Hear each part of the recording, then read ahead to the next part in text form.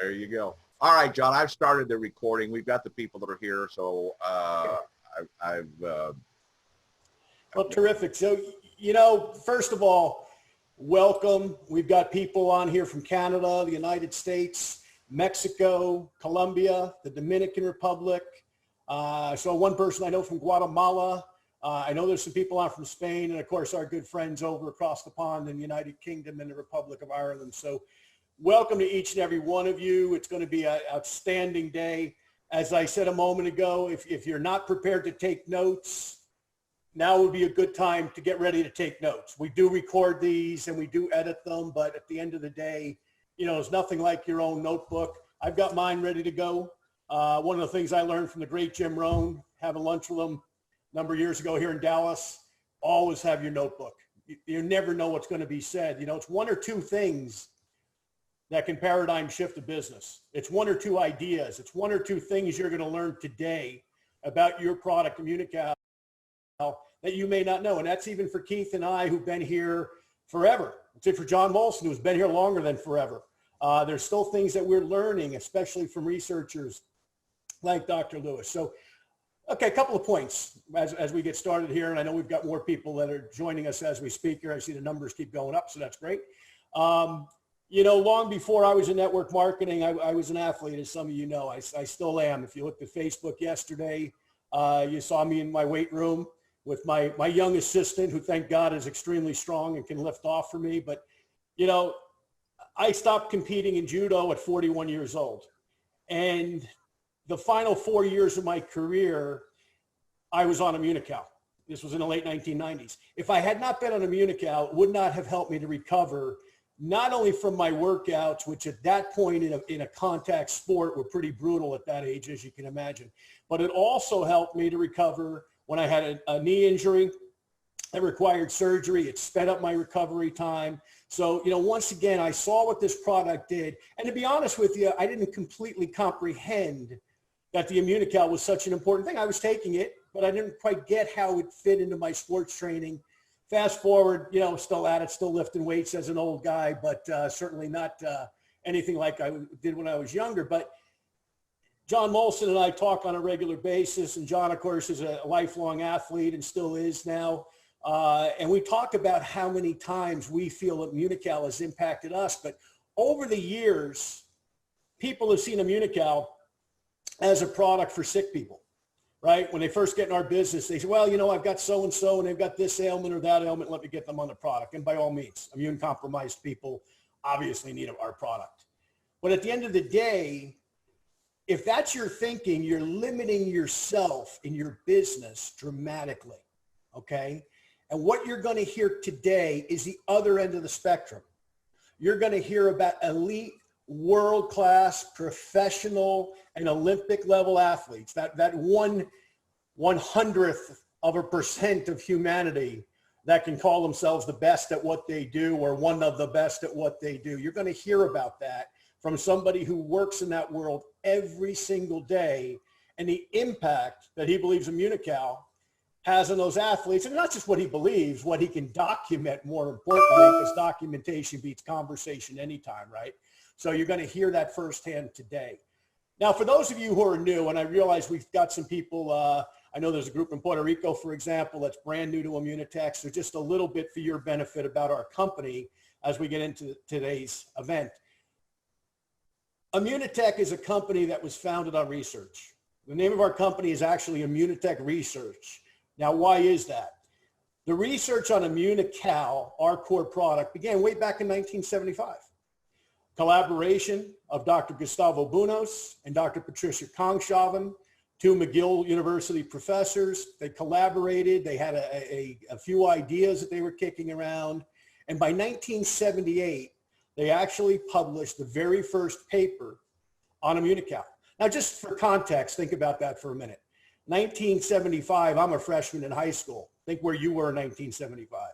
1978, I was a junior in high school. Think where you were in 1978. That's how far back this research goes. 1980, a gentleman comes along by the name of Dieter Beer, puts some money behind this project and behind this research. And what happens between 1980 and 1996, nobody was asleep at the wheel here. This product was in the research world. And I'll just mention two pieces of research by two very famous researchers. Dr. Luc Montagnier, who's still very, very involved running the Pasteur Institute over in Paris, did some research on the HIV virus, actually published a peer-reviewed article on that actually appears in a medical textbook used to this day to educate medical doctors on oxidative stress in both HIV and cancer. Okay, and also our good friend Dr. Wolf Droga, okay, was also working with this product up in Heidelberg, Germany, with the German Cancer Institute, and doing all sorts of research once again on IMMUNOCAL because of his relationship with Dr. Bunos and Dr. Kongshaven. Those were two researchers, and you know, we could go on and on and on about what happened between 1980 and 1996 because it was incredible to set the table for what would happen eventually in 1996. Was that there was a collaboration of three businessmen, Dieter Beer, who I mentioned, a gentleman by the name of Chuck Roberts, and a gentleman who's become not only a good friend, but somebody who has taught me so much about IMMUNOCAL, so much about athleticism and IMMUNOCAL, so much about nutrition and IMMUNOCAL, and really is the guy who has really been so instrumental in putting together these researchers around the world that he works with on a regular basis, that he has relationships with, and he's really been the beacon, if you will, of this research and taking what Dr. Bunos and Dr. Kongshaven started and taking it to market. In 1996, he was the third gentleman that joined that team and helped to make Immunotech Research a company. So at this point, it's my honor to turn the call over to my good friend who's going to be bringing on a very, very special guest, and that's my good friend, John Molson in Montreal. John, welcome to the call. Thank you, John. I'd like to begin by thanking both John and Keith for putting this series of Zoom calls on, as it's given me a chance to share some of the work of our scientific partners over the years. You know, it's one thing to read the journal articles, but it's something completely different hearing it from them directly. And when we formed Immunotech and launched the business in 1997, I was at the tail end of my competitive career in sports. I spent many hours sharing ideas with Dr. Bunos on the subject of high-performance sports, particularly how I felt as an athlete when I first started on the product. This was something he developed a keen interest in. He said to me one day after he thought about it for a long time, as AIDS is a model of immune deficiency, the athlete is a model for the healthy adult. During the ensuing years, we completed 2 clinical trials in 2 separate age groups using 2 different models of exercise, with both resulting in clinically significant gains in performance. We submitted the data to Health Canada and obtained a health claim on performance for IMMUNOCAL. We were laying the scientific groundwork to be able to talk to and collaborate with the top scientific minds in the areas of high-performance sports. When I received the first contact from our next speaker many years ago inquiring about Dr. Droge's work, we were ready. Again, little did I know at the time how important this relationship would become. But all I can say is how fortunate we are to have him here with us today, sharing his wisdom on the use of IMMUNOCAL in high-performance sports. Dr. Nathan Lewis is the lead performance nutrition scientist at the English Institute of Sports. He's a clinical and performance nutrition scientist for Oracle since its inception 11 years ago. He's an invited research fellow at St. Mary's University, and he's a member of our scientific advisory board. Nathan began his career as a clinical dietitian specializing in intensive care medicine, and then moved full-time into elite sport after being headhunted by the English Institute of Sports.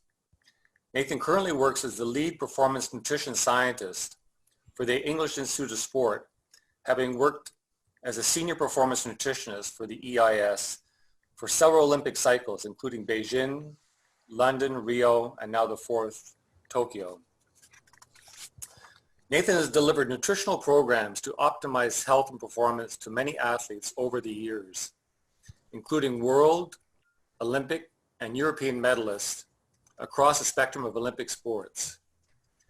Outside of Olympic sports, Nathan has experienced consulting to professional teams in the English Premier League, PGA, NBA, NHL, and MLB through his role as the lead performance and clinical nutritionist and scientist at the Sports and Science data analytics company, Oracle. His research to date is focused on biomarkers, oxidative stress in elite endurance athletes, and unexplained underperformance syndrome, or what's commonly known as overtraining syndrome. He's published papers in peer-reviewed sports medicine journals, science journals, and collaborated on various book chapters in the field of sports nutrition and exercise science. Ladies and gentlemen, it gives me great pleasure to welcome Dr. Nathan Lewis to the call. Hi, John. Hiya. How are you? It's such a privilege for me, and you know what's so exciting for me is I've been working with you, and Dr. Gutman's been working with you, IMMUNOCAL's been working with you for over 10 years, and we've seen what's been going on behind the scenes for 10 years, and now we get to share it with everybody on the call. And I think it's a fantastic opportunity for you to share how IMMUNOCAL has acted, you know, based on what you've seen in our clinical data, but more importantly, what you've seen practically and how these athletes responded, and how you've used IMMUNOCAL as a tool in terms of these high-performance athletes.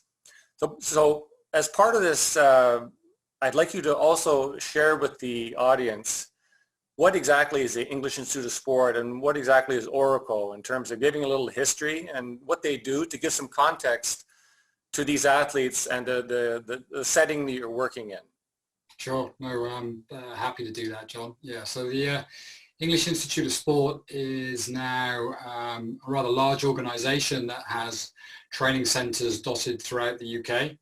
It provides sports medicine, sports science services to elite level athletes through national training programs. So athletes come and base themselves at the center. It's an athlete focused, coach-led program with all the various sciences wrapped around that. There's also an internal research and development program which we operate as well. And the Institute of Sport has been up and running since, I think, 2004 now. And certainly, I think no one would dispute that the successes that Team GB has had in the last several Olympic Games are down to the sports medicine and sports science and coaching and support that sort of comes through UK Sport and the English Institute of Sport. So yeah, I'm very proud to be part of that system, definitely. And it's allowed me to travel for a few Olympic Games myself, and you know, go out to Rio, go out to Beijing, and fingers crossed, hopefully I get to Tokyo next year, which you know, disappointed it wasn't happening this summer, but excited that it could still be happening next year.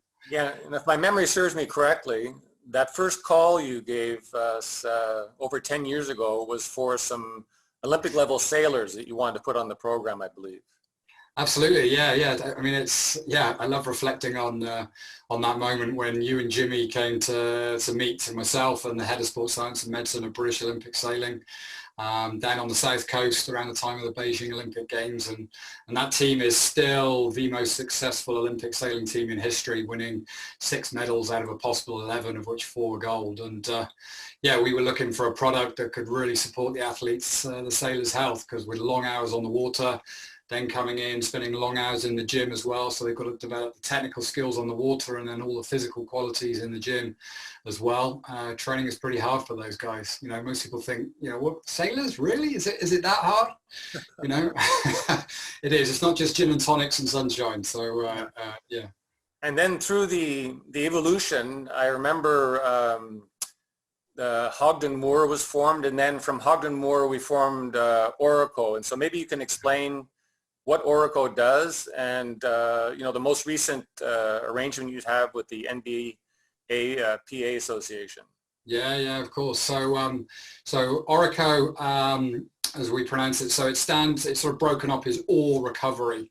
So ore is Irish for gold, so it's gold recovery. And the two founders, Dr. Brian Moore, is a PhD in hematology, so his expertise was biomarkers, and he'd been working within the English Institute of Sport set up for a good number of years. So that's how I knew him. We'd worked together for quite a period of time. And then the other founder was Dr. Andy Hodgson, who's a consultant hematologist. So the company was very much founded with expertise in biomarkers, and then I was brought on as the first scientist and practitioner in 2010. And essentially the company is built, operates around providing biomarker services to athletes, but it's much more than that. We have a team of sort of mathematicians, so there's a lot of data analysis and bioanalytics.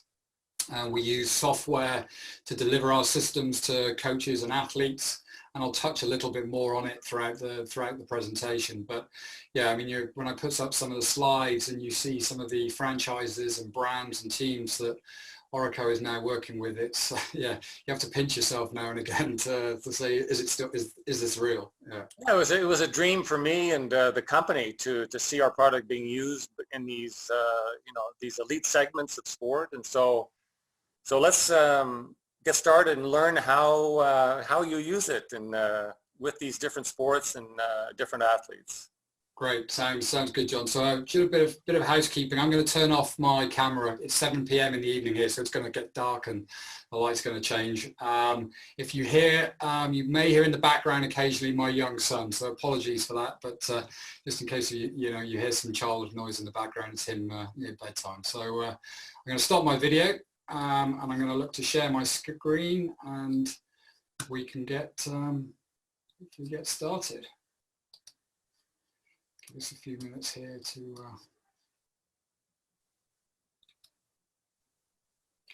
It does say here just host disabled attendee screen sharing. So I don't know if I can be given access just temporarily to share my screen here. If I can't, then if you make me a host. We're going to take care of you here, so just a second. Thanks, Keith. So, okay, you can now share your screen. Fantastic. Let's get that on there.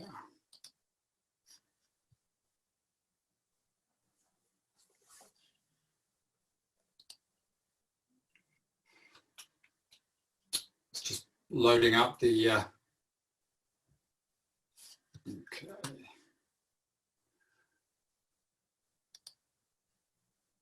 So, is everyone seeing a slide that says insights into the use of IMMUNOCAL in elite sport? Yeah, we're good. Excellent. Let's get going. So I wanted to give you a bit more of an introduction to Oracle. And so I've just got a couple of slides that have been put together by one or two of my colleagues in Oracle for me. So, to read off the slide, but it really gives you a lot more context. Everything we do is about helping the best athletes on the planet be ready to perform. So we do this through analyzing biomarkers in the blood that drive performance. Using advanced machine learning, we match this with an athlete's physical load, their travel load, their sleep data, and their performance data to provide personalized training, nutrition, and recovery strategies that have been proven to help players. So ultimately, it's about allowing players to better tolerate the physical demands of their training environment and game environment. Critical is reducing days lost to injury and illness, and we'll elaborate a lot more on that. Helping them sustain performance through better continuity with regards to training. And of course, looking to prolong careers as well. I'm sure we can all think of elite athletes that unfortunately their careers have been cut short through injuries. And there's some nice quotes that we've got here. So rather than me sort of saying what the company is good at, it's always nice when our clients are happy to provide some feedback. We've got Chelsea Lane here from the Atlanta Hawks saying, I selected Oracle as their world leaders in bioanalytics. They possess unrivaled expertise in interpreting biomarker data. We have Dawn Scott from the USA Women's National Soccer Team, so World Cup winners, saying Oracle is an integral part of their World Cup preparations. We've got a team doctor in the English Premier League thanking us for reducing injury incidents. And we've got Casey Smith over at the Dallas Mavericks saying through working with us, he had 100% availability from an illness perspective. And then which we'll talk about as well. And the last comment is, thank you for bringing back a former world champion from severe fatigue. And some of my research is sort of focused around overtraining syndrome, or what we have referred to over this side of the pond as unexplained underperformance syndrome. So let's get into things.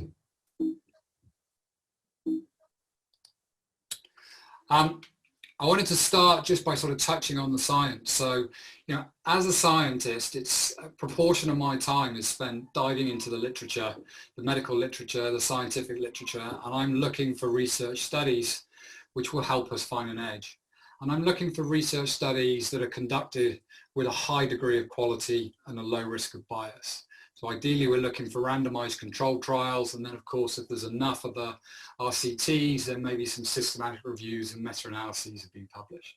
So as this paper by Lanz back in the Journal of Applied Physiology in 1999 that really caught my attention. I didn't discover the paper till around the time of the Beijing Olympics, but I'm glad I did, because it was through this work that sort of prompted me to get in touch with IMMUNOCAL and in turn, you know, start my relationship with Jimmy and John and are using IMMUNOCAL for the last decade.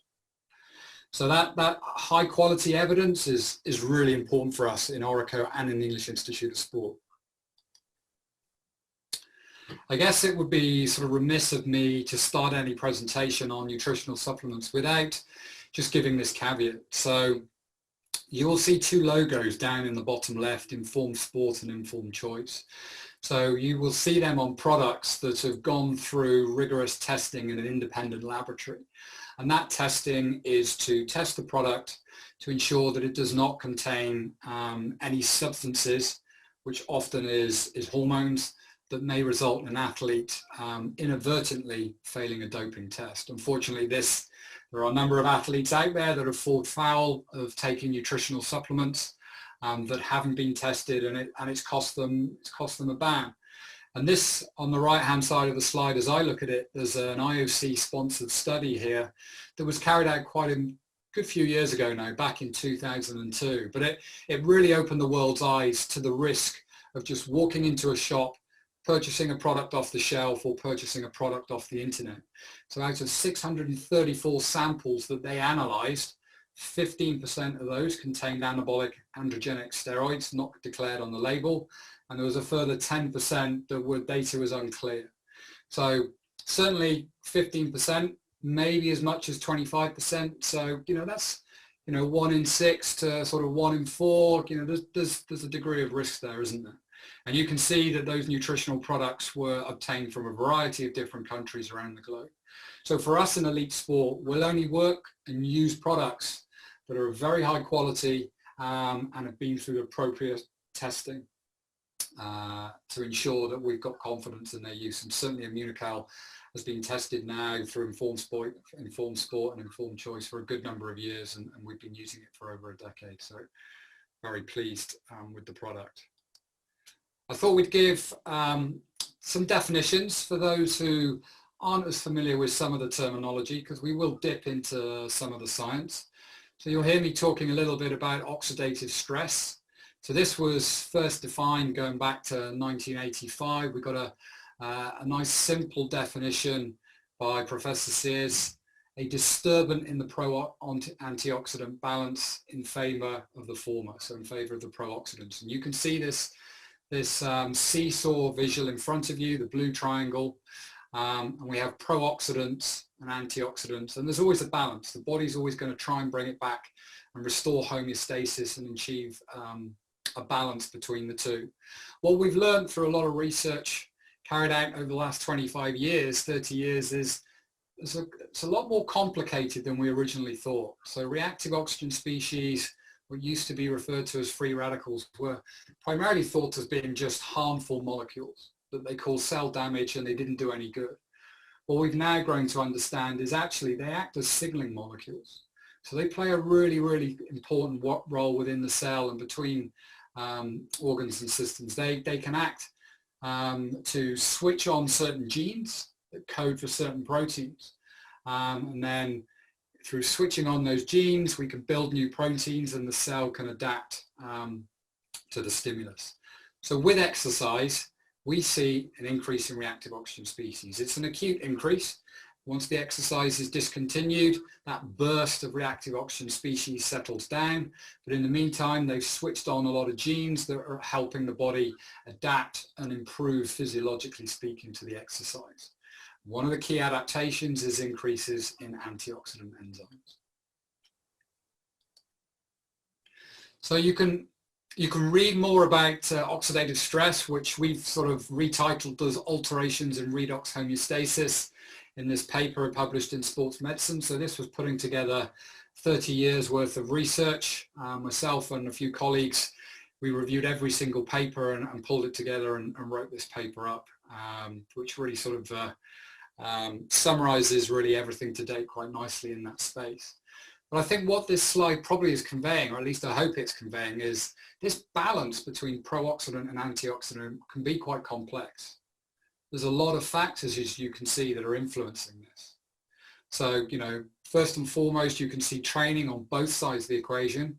As I touched upon, you know, training produces an increase in reactive oxygen species. If there's a nice balance between the training load and recovery, we then get a nice upregulation in antioxidant systems. Injury and illness, by contrast, we get big spikes in oxidative stress, large increases in reactive oxygen species. And this is certainly in the context of injury, the body or the white blood cells use these reactive oxygen species to target the virus or the bacteria. But invariably there's some collateral damage that can come about. So we use some of our monitoring, which I'll touch upon to capture information around that. I've highlighted in green sleep loss and psychological stress because they're not as well known as being disturbances in oxidative stress. So for example, there's some nice research in law students showing quite marked increase in oxidative stress undergoing exams. So, you know, take the exercise equation out of it, psychological stress itself can cause quite a marked increase in reactive oxygen species and cause a disturbance in this pro-antioxidant balance. And sleep is pivotal. So large disturbances in sleep increase inflammation, stress hormones, and they'll give rise to oxidative stress. And that's most likely through disturbances in melatonin metabolism. So as you can see, complex area, a lot of things going on, but through monitoring the athlete closely, looking at their blood work, we can make more informed decisions about what's happening with the athlete, which physiological systems are being disturbed, and what interventions are most appropriate at a particular point in time. So my kind of sort of final slide really on the concept of oxidative stress and redox physiology. So this is just trying to put together a nice visual around hormesis. Hormesis is a term that is being increasingly applied in the field of redox biology and oxidative stress. It's taken from toxicology, or world of pharmacology and toxicology, where a sort of small dose of something may stimulate adaptation or a stress response, whereas a large dose can cause harm or indeed maladaptation. You know, an obvious example might be something like alcohol, where a small dose can have some beneficial health effects, but clearly a large dose can be quite detrimental. So what I'm trying to convey in this schematic really is that you've got the blue arrows, one along the vertical axis, the horizontal axis, showing the degree of oxidative stress, and then we've got improvements in physiological function as we move up the vertical axis. And as you track up through, follow this red line, this curve starting from a detrained state up to optimum performance. Yes, there's increases in oxidative stress, but we're seeing the athlete upregulate their antioxidant systems. They're adapting, they're improving their performance, okay? But if there's a gross imbalance between training load and recovery, or indeed maybe on top of the training, there's some superimposed stress, a relationship breakup, an illness, some financial worries, whatever it may be, exams, if it's a very young athlete that's trying to balance university life, that may start to tip the balance. And oxidative stress may continue to increase, driving the athlete down into this sort of more maladaptive state. And on the way, we will see increases in inflammation and disruption of mitochondrial function. And of course, right at the bottom of the curve, you know, I put this image there to denote chronic disease. Because yes, in chronic disease, we see oxidative stress. Of course we do. It's part of the pathophysiology. But the difference between exercise, where we get an acute short-term increase in oxidative stress, is with chronic disease, we've got permanently elevated levels of reactive oxygen species, okay, that are being switched on and being produced continually, and there's overwhelming the body's systems. So it's not adapting. We're seeing increases in inflammation, and in fact, if you've got persistent oxidative stress, it can switch on and increase inflammation quite notably. So that's me on redox biology. So let's get a bit more into the sort of applied side, which gives you a bit more insight into what I do with Orico and English Institute of Sport and how I've used IMMUNOCAL over the years. So what you're looking at on this slide is, firstly in the bottom corner, you'll see this picture of the road. And we use this with coaches to try and help them understand how Orico operates to a degree, in the sense that the athlete is on a journey. So at the start of every season, the training gets mapped out. We sit down and we look at the season. Every coach, scientist will do that in their respective sports. They'll know where the key competitions are.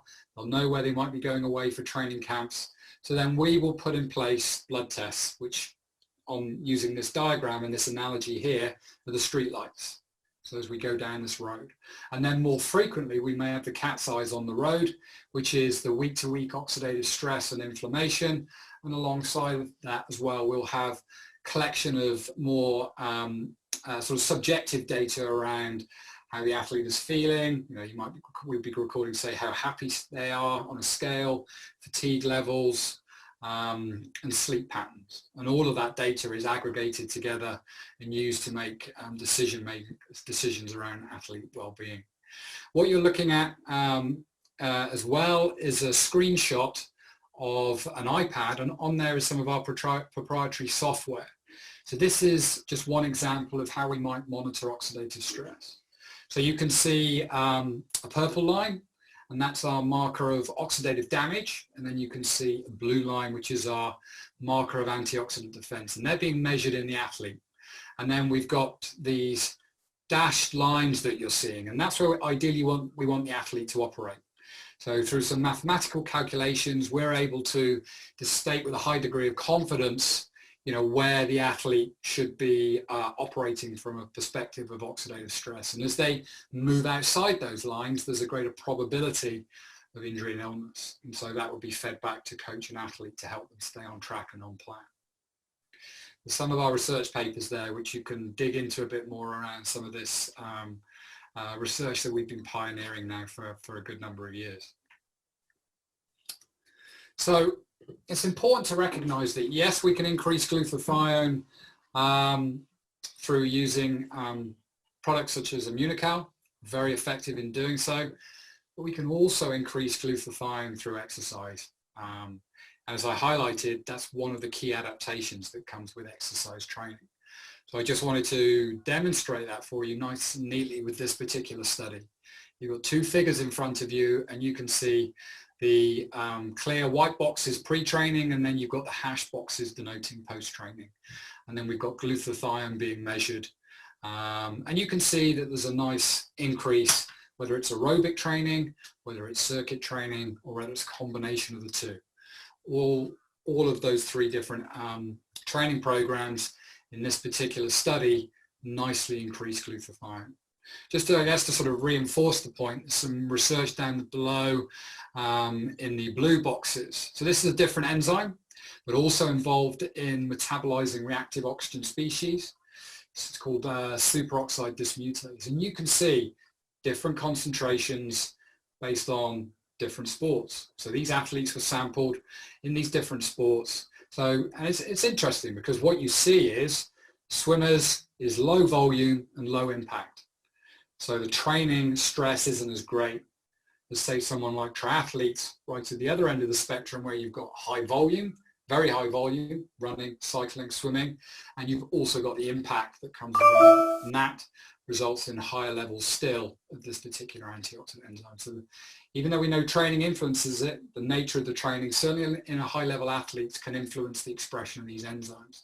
And we will track these enzymes and measure them in athletes to give us an understanding of how they're adapting. And of course, we put a lot of weight on measuring glutathione, particularly because we know we can target that directly through using IMMUNOCAL. IMMUNOCAL, it's not just about functioning as an antioxidant. The product does increase glutathione very effectively, but it also is able to favorably modulate and support the immune system.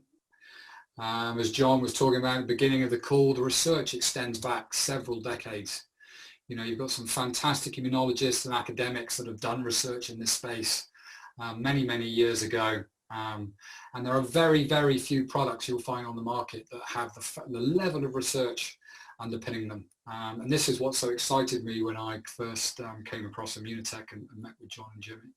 So we've got immunomodulators. So IMMUNOCAL, of course, these proteins are not denatured. So they're intact. So when the whey is extracted from milk, many other generic whey proteins are not denatured, and you see destruction of these immune modulators. That's not the case with IMMUNOCAL. But also, of course, it provides a full complement of amino acids. So not just the high cysteine content for boosting glutathione, but look, you can see in the blue chart there, high levels of leucine, one of the branch chain amino acids that's so crucial for switching on muscle protein synthesis. So, and this really leads me on to my next slide quite nicely, which I do often get asked, well, IMMUNOCAL or NAC, because we can aggressively increase glutathione through using NAC. So does IMMUNOCAL offer anything more? And I think it does. I think in part, as I've just highlighted, it's a source of amino acids. So not only can we target the glutathione and the antioxidant system, I can provide a full complement of all the essential amino acids and non-essential amino acids to the athlete as well, which is integral really in allowing tissue to remodel and repair. And as we'll come to, athletes have much higher protein requirements than the general population. What you're also seeing here is 2 studies that showed a negative outcome from using NAC. So NAC altered substrate metabolism in some elite cyclists, reduced mean power output by around 5%, which is a huge margin. And then you've also got another study that wanted to really explore the effect of NAC on skeletal muscle remodeling and repair after extensive muscle damage.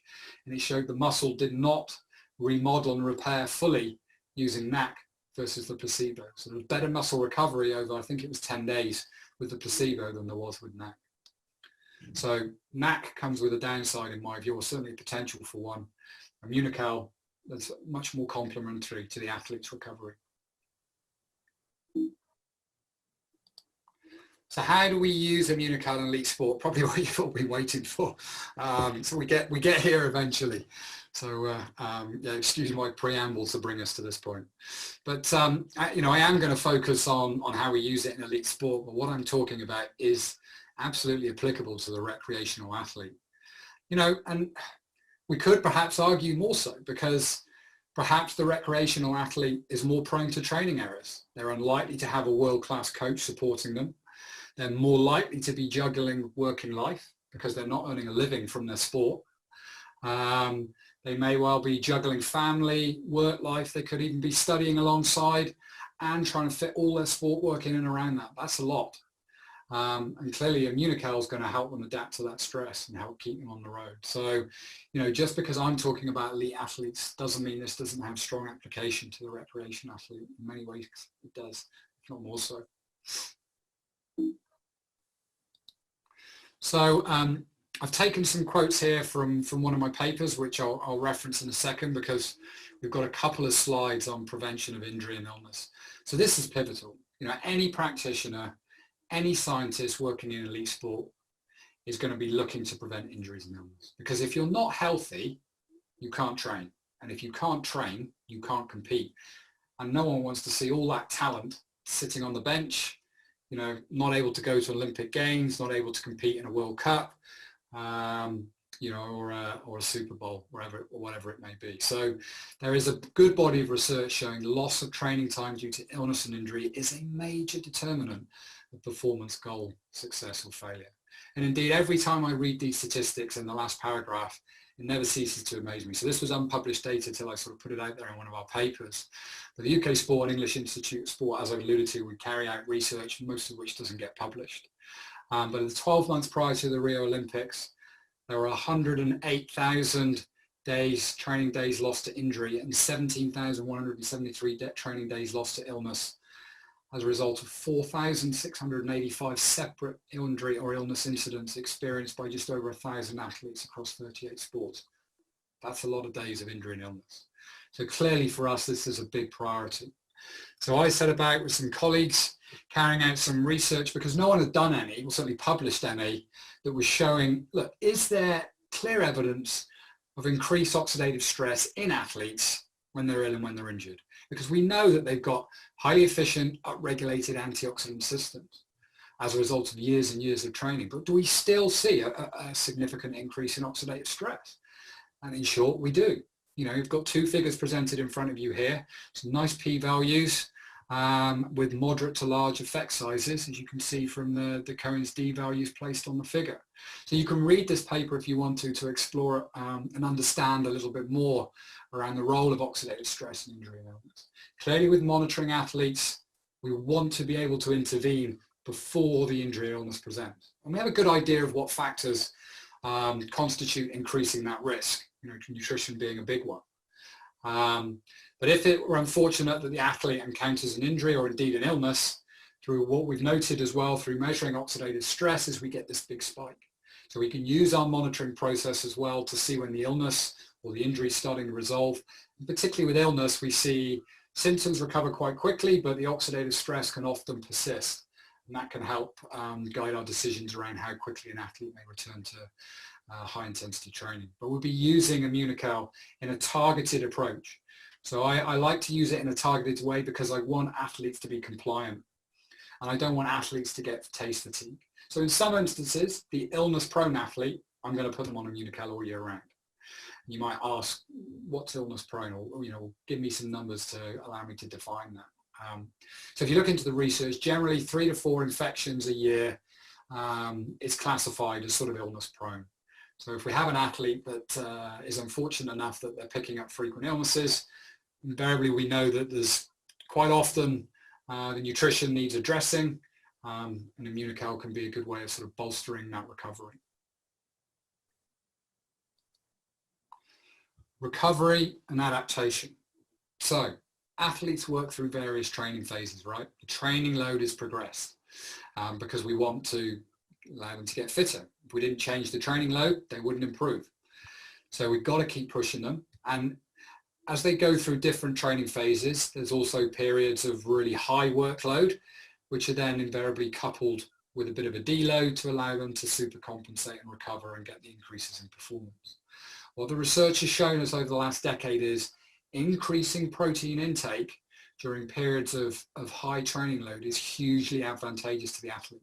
So these are really quite high protein intakes as well, which you might find surprising. So, you know, if we look at some of the research, a non-athlete, you're going to be looking to consume around about 0.8 grams of protein per kilogram of body weight per day. The endurance athlete, the research will suggest 1.6 grams per kilogram protein, gram of protein per kilogram of body weight per day. So doubling for the endurance athlete. Strength or power athletes will be a little bit higher again. What we've learned now is for these really intense training periods, we can be taking up to 2.2, 2.5 grams of protein per kilogram of body weight per day. And indeed, the bottom study was as high as 3 grams. So really increasing the protein intake around really heavy training periods just gets on top of the remodeling and the repair. It provides the building blocks, which I touched upon that IMMUNOCAL has. It's a protein, so it's got all those respective amino acids. It provides the additional building blocks as and when the athlete needs them. If you give extra protein when it's not needed, it's just metabolic waste and it gets peed out. But when the extra demand is there, particularly physically, but also psychologically, the body can utilize that protein. And what you also see on the slide is just a nice simple graphic just showing you that how the day might be structured. So 8 a.m. protein feed, 11 a.m. after training, recovery snack based around whey protein, 1 p.m. lunch, 4 p.m. another snack protein based after training, dinner time. Then in some athletes, we have a third training session, then snack before bed, get up, do the same thing again. Very disciplined, very structured. In some instances and in many instances, the athlete is not eating because they're hungry, they're eating to a structured program, just as they're training to a structured program. The photo there is of Font-Romeu. So this is an altitude training camp that every year for the last 13 years I've gone out to with one of the sports I work very closely with. Unfortunately, we didn't make it there this summer for obvious reasons.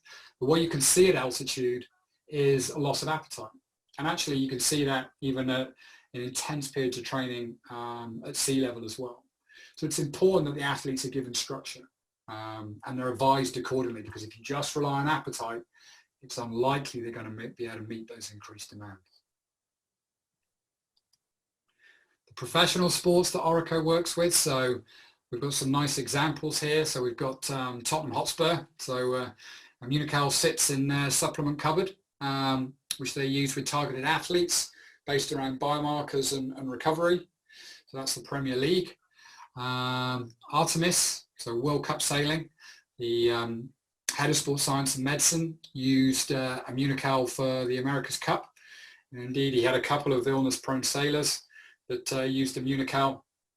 And I also used it for the Olympics in Rio as well, which I believe one of them won an Olympic gold. You've got NBA basketball, where we've used it, and pro golf as well. So not the physical demands that you see in the other sports with pro golf, but there's a lot of travel there. And anyone who's ever played golf to a decent level knows that it can be quite stressful. You know, there's a lot of time to think, which for some people may be an advantage, for others it may be a disadvantage. So yeah, poor golfers are doing a lot of travel, even if it is first class. You'd be surprised they can get do pick up quite a lot of can pick up quite a lot of infections. And John alluded to an area, and this is an area that I focused some of my research. We set up a clinic around the time I was doing my PhD in London, and we contacted doctors around the UK sports system and said, look, if you've got athletes that you diagnose with unexplained underperformance syndrome, refer them into us. So what is UPS? You know, John alluded to it, is essentially is overtraining syndrome. We call it unexplained underperformance syndrome for a number of reasons, but primarily, and the term was coined by a doctor who's himself an ex-athlete who went on to be a medical doctor within the British Olympic setup.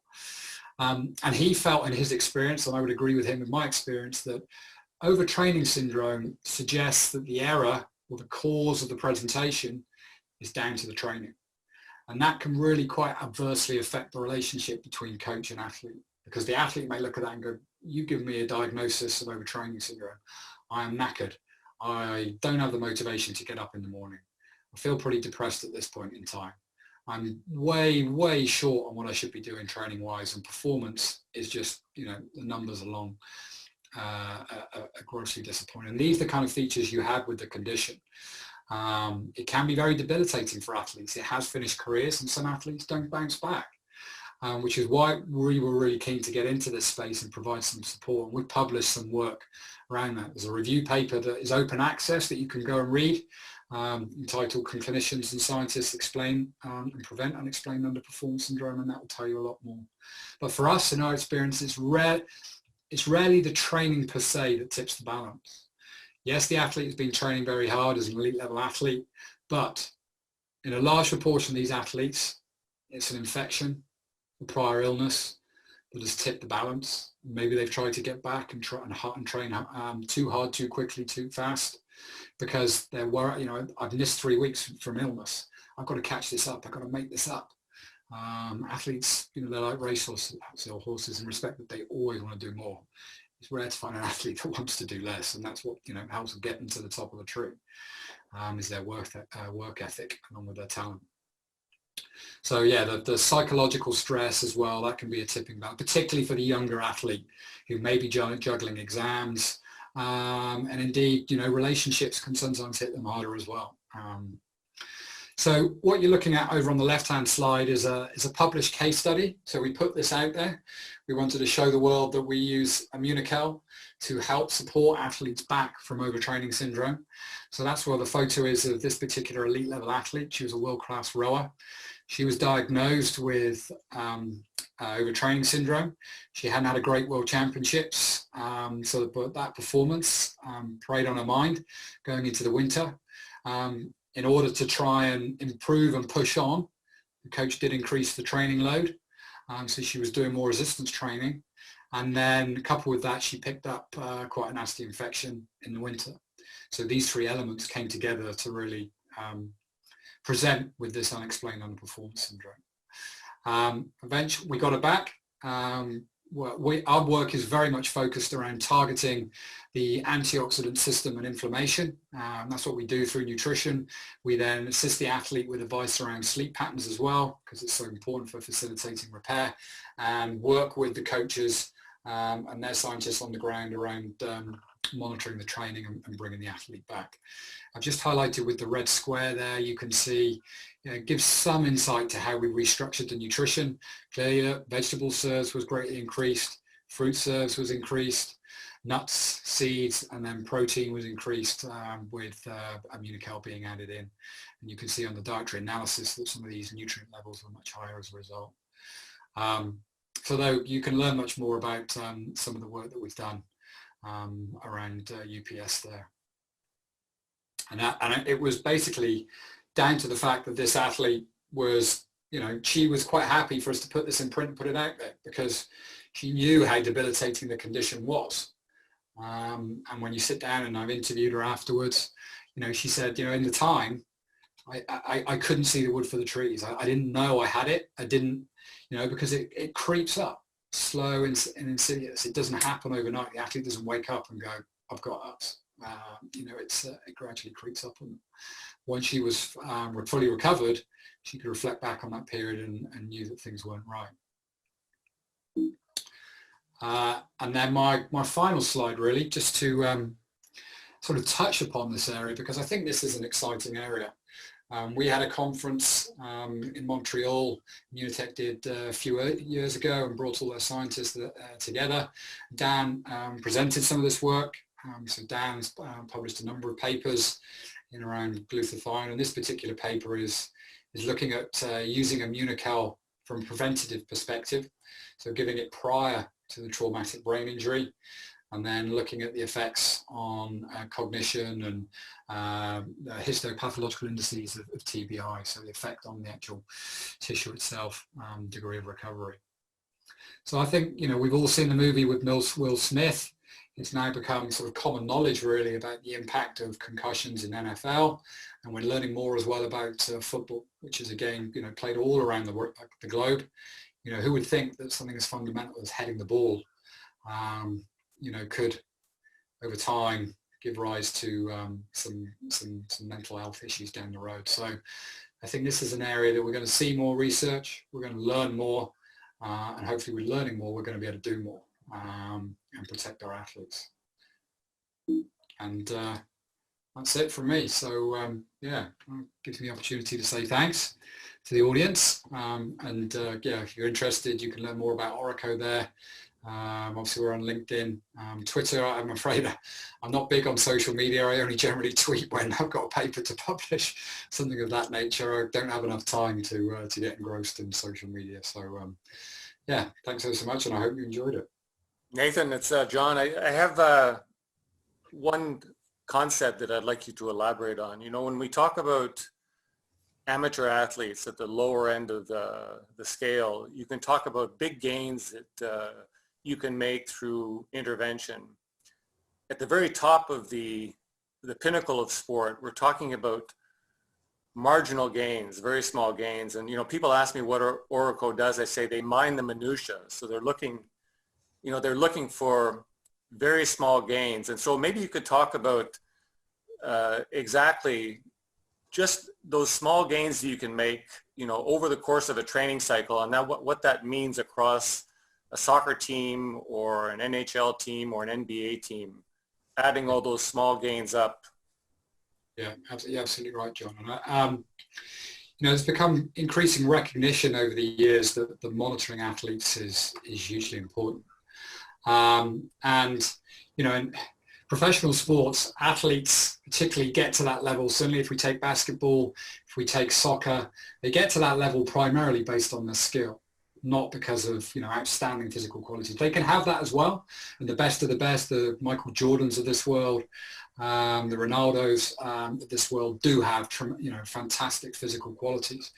But monitoring athletes is important because they have to be able to train to maintain a level of fitness. They have to be able to train to maintain the skill level and continually improve.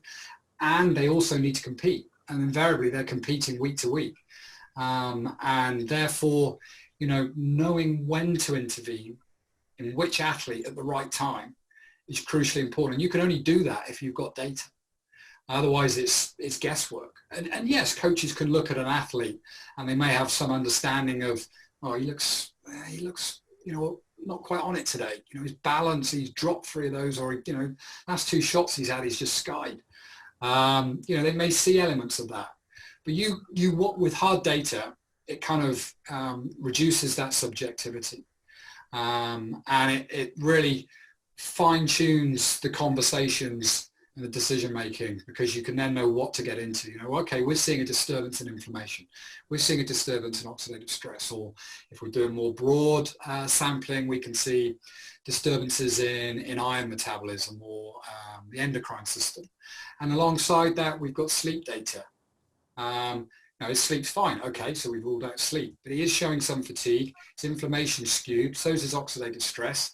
Let's get into that, let's dig down. And so that allows us to support the athlete and coach and really improve that decision making, reduce injuries, particularly reduce those illnesses, and keep the athlete being able to play, give them that longevity, allow them to showcase their skills week to week rather than have to sit on the bench, which in itself can be stressful for the athlete. You know, every time they get an injury, invariably the psychologist is often getting involved because it can be really difficult for them.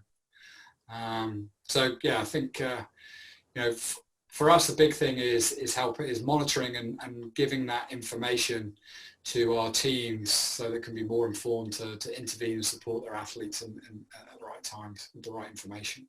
And we can provide those recovery solutions. We can help give them, you know, we spend hours a day just carrying out science, you know, not only reviewing other people's science, but producing our own. And we view ourselves as, you know, I think, I forget the numbers, you know, Brian, Dr. Moore has them on his fingertips, but I think that there's in the region of about 25 employees in Orico, and I think, you know, there's somewhere in the region of sort of 16 or those are PhDs, and, you know, there's several that are, you know, currently PhD students as well. So there's a lot of science and there's a lot of research going on in there. Well, Nathan, you know, I just want to say again, and I'm sure I'm speaking for John and Keith and everybody on the call, you know, how valued this was and how insightful it was to have you on here speaking on that perspective. I mean, I learned things on this call, and I'm sure everybody else is. So from all of us, thank you very much. Oh, thanks, John. It's an absolute pleasure. I always enjoy talking with you. It's a shame we don't get to meet face to face very often, but always a pleasure talking with you. Okay, thanks. Over to you, John. John and Dr. Lewis, thank you so much. And just 2 things. One, Dr. Lewis, is just a quick question. I know, you know, we spoke about it the other day, but for the benefit of all the great folks that are spending time with us, your last slide where you referenced Dr. Linzman's work on TBIs and some of the other doctors, I think it's really beneficial. And if you wouldn't mind commenting on this, that yourself, Dr. Linzman, Dr. Kongshaw, and the other doctors around the world that are doing research in your specific areas of expertise are collaborating and, you know, kind of looking at each other's homework, if you will, and collaborating and, you know, how to use IMMUNOCAL on such a variety of different situations. So if you just wouldn't mind commenting on that a little bit, how you and some of our other researchers collaborate.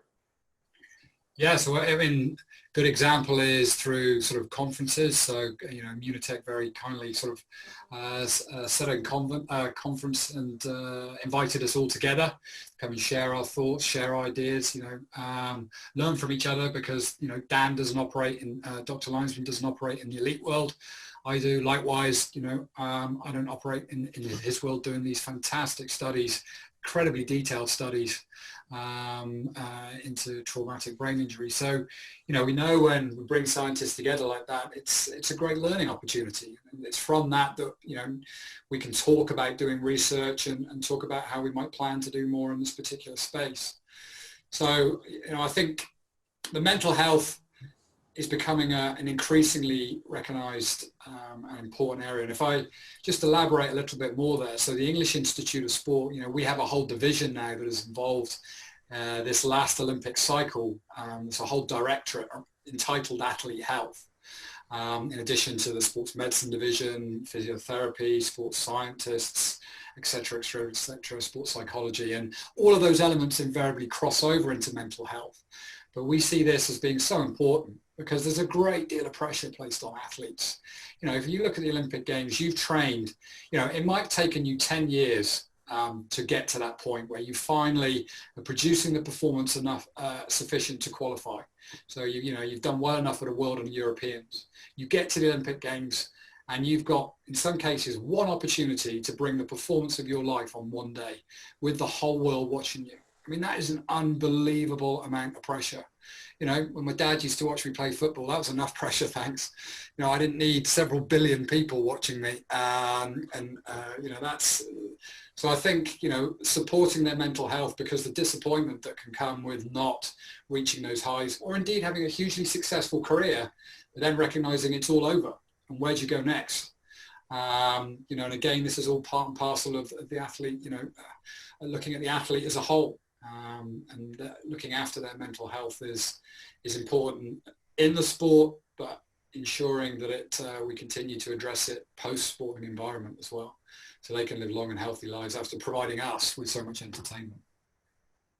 And you know, just to add to that, you know, being around sports my whole life and having, you know, knowing so many guys that played, you know, professional sports, to your point, you know, nothing is sadder than to see a guy who was at the top of his game at one time, and, you know, maybe wearing a national championship ring or a Super Bowl ring or whatever it happens to be. And of course, extremely proud of that feat, but in later life having, you know, a horrible health as a result of not having taken care of themselves. So, you know, once again, the research that you guys are doing is so fundamentally important in this day and age, because as you say, you know, sports have a meter to them, you know, and it eventually ends, and then you have to go on and do other things with your life and everything else. And it's just so important to keep, you know, the athletic community healthy. And of course, learning from, you know, those elite athletes that could apply to the weekend warriors, you know, right down to the person who maybe is even immune compromised, you know, all the things that are learned from, you know, the people who are physically gifted, you know, and most of the time at younger ages. So once again, what you guys are doing is foundational, and it's so important, and it's so appreciated. And I know I speak on behalf of everybody, not only on this call, but our hundreds of thousands of distributors around the world, how much we appreciate what Oracle does and what you do individually, and what John Molson does to, you know, help to represent to us this great information. So once again, Dr. Lewis, thank you so much, and much appreciated on everybody's behalf over here. Pleasure. Thanks very much. Great. Thank you. So, hey, we're going to have another special speaker that is somebody that most of you know, but I'm going to turn the call over to my co-host and good friend, Keith Hooper, and he's going to introduce this young lady. You know her in one way, but you might not know something else about her that you'll know momentarily. So, Keith, take it away. We are privileged, you know, great information, Dr. Lewis. And, you know, we want to take that information, and how do we use it? How do I use it? How do you use it? How do we take that there? And we invited our good friend Julie Gorham to join us today. And, you know, we were laughing that we wanted somebody that you know, could take that information and share it with us. So who better than a mom of an IMMUNOCAL kid and an IMMUNOCAL person that's been using it for 10 years, that came to the company because of needing the product for her own personal use. And she happens to be, you know, she's the top of the performance world. She's number 5 in the world in triathlete when she stopped performing at that level. She is just somebody that's special to all of us. You know, she used to be on the good side when she was in customer service, but now she's the director of global compliance. So, you know, we tease her a little bit about that, going to that other side. But, you know, Julie, you are a special person to us here with Immunotech, and I know John Molson and you have a couple things on how to take that incredible information from Dr. Lewis and make it so that all of us can use it. Welcome, Julie. Oh, thank you, Keith. It's an honor to be here. And yeah, you know, from the dark side, I came out back into the light because, Keith, because you asked me to, and there's nothing I wouldn't do for you, of course, for John, and for every single person listening. Thank you, everybody, for being here. It truly is amazing. I have pages full of notes. It's hard to be the one speaking after Dr. Lewis, to be quite honest with everybody, because you know, I've been taking this product for over 10 years. I do a little bit of exercise on the side when I'm not wearing my compliance hat, as Keith said. And this information that we were just given is something that's just not readily available to, you know, the age group athlete, to the weekend warrior, to, you know, my 78-year-old father who still walks 18 holes of golf every single day of his life. It's just not available. And to get on the call like this and to get that information, I'm excited, I'm wowed, I'm not too sure what to say next, but thank you, Dr. Lewis, for sharing this, and thank you, John and Keith, for giving him the space to do so, because what important information. I hope I can kind of translate it a little bit for people who are listening, but yeah, thank you for having me and giving me the honor of trying to do that, because that was just an impressive presentation. Thank you, Dr. Lewis, once again. And John Molson, how you doing? Hi, Julie. Hi, bro. How are you? You know, I couldn't think of anybody better to explain it to us mere mortals. So is what Dr. Lewis went over applicable to us mere mortals? And, you know, how would you, in, you know, a couple of points, how would you explain it for the weekend warrior, the mom who's head of compliance, who's a triathlete, who has a son, who's active, who has a husband, who takes up a lot of her time? Well, I think you just nailed it. I think that's exactly it. If we go back, I'm looking down at my notes, everybody. But you know, to answer your question, John, I think if we go back to Dr. Lewis's presentation, and you know, high level presentation on high performing athletes, he did have that chart about the balance, right, with the oxidative stress. So oxidative stress, just to explain it quickly to everybody, oxidative stress is when literally there's an imbalance in the free radicals in your body and the antioxidants in your body. I talk with my hands. I think everyone's used to me doing that. But there's basically an imbalance. And if we looked at this slide that Dr. Lewis put up, you know, it had all the reasons, you know, for elite performers, and then it had, you know, a bunch of reasons that really might not have so much to do with high performing sport. And, you know, two big things that I saw on that chart were sleep loss. Nobody knows anybody who, you know, lacks any sleep. We're all getting 10 hours a night, you know, solid right through the night, cozy in our beds. And, you know, there was the big one, which was, you know, psychological stress. And that is huge. And we might think that because we're not high performing elite athletes, Olympic athletes, because, you know, we're the person who puts on our shorts and our dry fit and goes for a 5K a few times a week, that we don't fall into that, you know, same concern about, you know, really reducing that oxidative stress. But John, to the contrary, I think it's important for everybody to note, you know, pro athletes live a very structured life, and it's not an easy job, but they definitely, you know, live a very structured life. The wake up, the sleep, everything that happens, the training, the eating time. Dr. Lewis even said it, you know, even their food is completely structured to a certain level. And the majority of people listening to us, I would think, and perhaps all their contacts, their friends and their family, don't have such perfect structure. And, you know, people are working till late at night, trying to get the kids to their activities. People are trying to deal with, you know, a household full of activities and different things that can arise. Being a mom myself, you know, just going to my son's hockey game shoots my cortisol level to the sky, John, because it's stressful to watch. He plays defense. Like, I can't even look anymore. So, you know, everybody's stress level is very high for different reasons. Training is one reason why that level increases. And then you add on a life that is not so controlled. Nobody lives in a bubble. We live in the real world. So all of those different stress factors come to play in a mere mortal's life that are uncontrollable.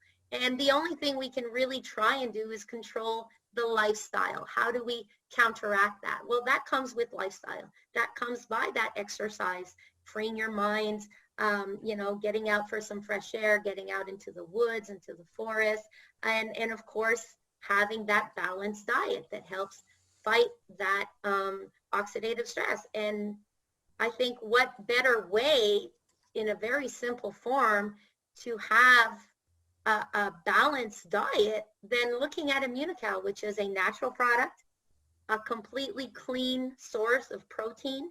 We know, right, one of the highest biological active forms of protein that can be available to your body. It comes into play in everybody's life when we look at it that way. We have the ability to really reduce that oxidative stress in our body by just having a better lifestyle and having IMMUNOCAL play a role in our nutrition, which is something that we can control. While the world is going insane around us, we can control what we eat. And so putting I have an IMMUNOCAL. important question for you. Yeah. Because as an elite athlete yourself, you go through training cycles. So certain times of the year, your training is of lesser quantity, less intensity. Other times of the year, it's greater quantity, greater intensity. So for all the weekend warriors out there and pro or semi-pro athletes, how do you cycle the IMMUNOCAL during those periods where you have less demand physiologically and other times when you have greater demand physiologically, combined with all the other things you do as a mom, head of compliance, et cetera, et cetera, et cetera? You know, I really hope that everybody gets to balance training with the job that they love, because I'm blessed to be able to do so here. You know, that's a great question, John, because you know, going back into the topic of what we can control, our diet is something that we can control. And when so the average athlete, and not just an elite athlete, if you take an average, someone who's training for a marathon, someone who's training for a half marathon, a triathlete, most training programs will take the athlete, that we can call us what you want. If you're out there and you're off the couch, to me, you're an athlete and you deserve a round of applause and congratulations. So take the athlete who's training for something, a competition of sort, a goal of sort. Normally their training program will go through what is called, the average training program will go through what is called periodization. So the standard average one that you will see is 3 weeks of a build of training. So there's a week one, which starts easy, and then the intensity, the volume, so your training load gets higher every week, going into the third week being a peak week. And then most athletes, because of how life is for the majority of the mere mortals, they'll have a recovery week, and then it starts again. So it goes on these cycles. So those are training blocks within your cycle. And in that, if we can control the controllables, using IMMUNOCAL as a tool, to me it's a tool, it's a secret weapon. I hope it's not a secret for long. I hope we all start to really, really yell really loud from the mountaintops, but it's a tool. And if we use IMMUNOCAL, as Dr. Lewis was saying, you know, they increase that protein in the elite athletes when they're in peak training, when they're looking at that peak performance. I would invite everybody to do so as well. So when you're taking your IMMUNOCAL every single day, you have your week one, your week two, that peak week, week three, don't be shy, don't be afraid, take that IMMUNOCAL before bed. I like to take it. People always ask me, well, how do you take it? I actually take it as my 3:30 p.m. snack. So IMMUNOCAL is my afternoon snack. But in my recovery week, when most people kind of tend to, okay, I'm going to reduce the calories a little bit because the training load is down, with IMMUNOCAL, I would say try the opposite. Test and see what works for you. IMMUNOCAL is an amazing tool for recovery. That is known to be true 100%. We heard Dr. Lewis say it too. So in that recovery week, I would invite people, John, to not be afraid to keep their amount of consumption of IMMUNOCAL in a day, to keep it on the high point, like in a peak period, because that'll just help the body strengthen. It'll help the body recover. It'll help us keep, you know, all those controllables under control so that we can deal, because life doesn't stop in week 4 of a training plan, right? The training load goes down, John, but we still go to work every day. We still have our families, and we still have this, you know, right now, quarantine life that is an added stress for a lot of people. So that's how I would suggest people cycle it. We hear a lot about those training loads, but in that recovery week, optimize your recovery using IMMUNOCAL. That would be my suggestion for everybody. Well, thank you, Julie, and back to you, Keith. Well, I've got a question for you, Julie. So when somebody's thinking about recovery and they think about athletes, what about the person that gets up in the morning and chases the kids around the house, sends them to school, and comes back and had a tough day? How important is that recovery for them so that they can have another day? I mean, isn't that the same thing? Just as important. 100%, Keith. Just as important. In fact, I would say chasing the kids around is probably, you know, the hardest and most stressful job that there is to do. 100%. Stress is stress. The body doesn't always know where that stress is coming from, but when you're in fight or flight mode, that cortisol level shoots, inflammation in the body, right? We know so many chronic conditions are due to oxidative stress, and that stress is coming at you from being a mom, from being a dad, from living in these crazy times, from doing a high stress job. For some people, recovery is stressful. For some people in training, just that recovery week or a recovery day can cause an enormous amount of stress in their bodies. So it's not just for the athlete. It's not just for Julie when she's racing, because there is no racing this year. IMMUNOCAL is there every single day to help every single one of us fight that oxidative stress, keep that inflammation in our bodies low so that we can all sleep better at night, right?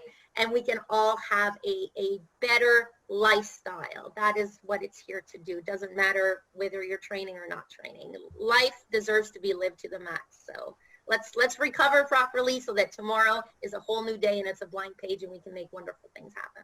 Well, thank you, Julie, and thank you so much for being here, the Inspector General. It is an honor. It is an honor. Great to have you with us. Anything for you guys. Take care, everybody. Thank you so much. So now, John, we're going to take this and bring in some more science to wrap this up, right?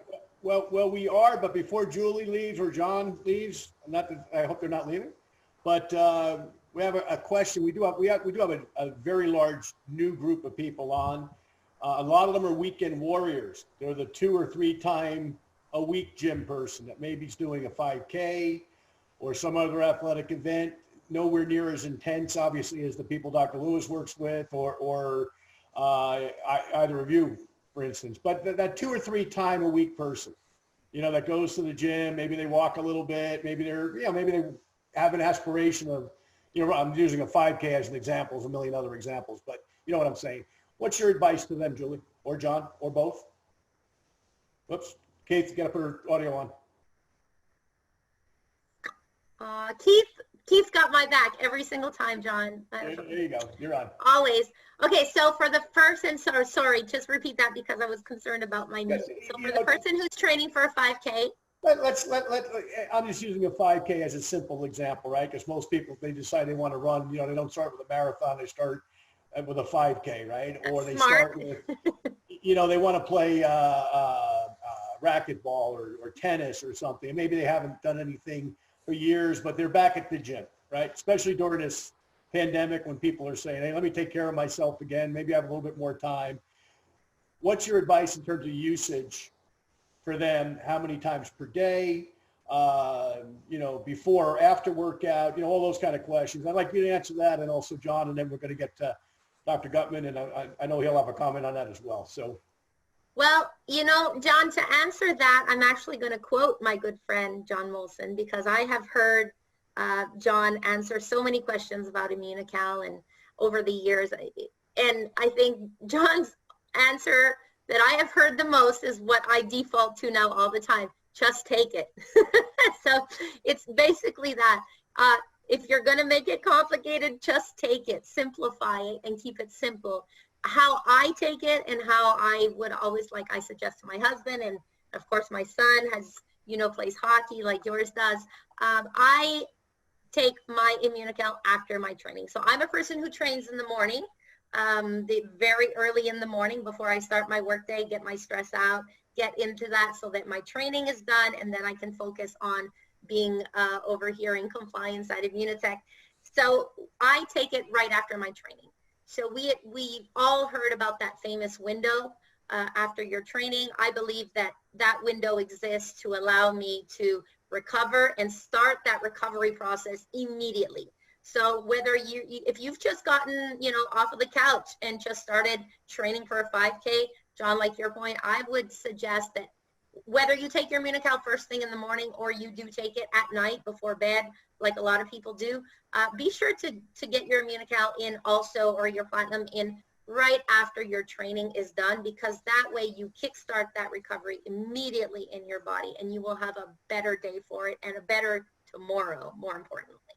Great, great. Oh, 2 points. Dr. Droge explained to me the best time to take IMMUNOCAL is in that window after exercise. The next best time is on an empty stomach first thing in the morning. And second thing, as an athlete, it doesn't matter if you're a pro, an amateur. The idea is you want to control the controllable variables. Some of these variables you can see, some you can't see, and IMMUNOCAL offers you a way to control a whole series of variables that would otherwise be unreachable. So two things of advice. Great, great. So let me give the proper introduction to our next speaker. I reference him as if you all know him, and you all will know him. Most of you know of him that are new. But he is, along with John Molson, these two guys, John Molson and Dr. Gutman, and I'm talking to him, in the first person. I mean, they become such a big part of my life, both professionally and personally, and dear friends of mine and Keith's and so many of yours. But, we have a lot of new people on the call today, and Dr. Gutman is the gentleman that, amongst other things, if I could only sum up Jimmy Gutman in one phrase, it would be that he is the world's leading authority on glutathione. And I could say a lot of other great things about him, and I would if time allowed. But if I just told all of you new people that he is the world's leading authority on this one subject, he's written more about it than anybody on the face of the planet. He's written a number of books on it and considered the world's authority, not just by us at Immunotech, by the way. Obviously, he has a major role in our company, but throughout the scientific world. So at this point, I'm going to turn the call over to my good friend, Dr. Jimmy Gutman. And Dr. Gutman, if you keep in mind, we have a lot of new people on the call, and glutathione perhaps is a new terminology for them, new word for them. So I'll just throw it to you and let you educate us, my friend. Welcome to the call. Thank you very, very much, John. I just want to say that I thoroughly enjoyed this call, and isn't it just amazing the amount of sophistication that our people have. You talk about me as a world expert in glutathione. Thank you very much, but I'm humbled by having spent time with Dr. Bunos. I'm humbled by having spent time with Dr. Kongshaven and Dr. Droga, and you just spending time with John Molson and listening to Dr. Nathan Lewis. I mean, these, I'll use a British term, Nathan, brilliant, just brilliant. So yes, I appreciate that there are a lot of people who are new on this call. I was just looking at some of the notes and comments in the chat. So maybe what I'll do is I'll just do just a couple of minutes as a primer. I'm going to try and see, Keith, if you can allow me to share my screen, maybe it'll be more efficient. I'll just go through some very, very basic things, because the newer people, they do need, as John mentioned, some terminology. You're good. Okay, good. So let me get that going.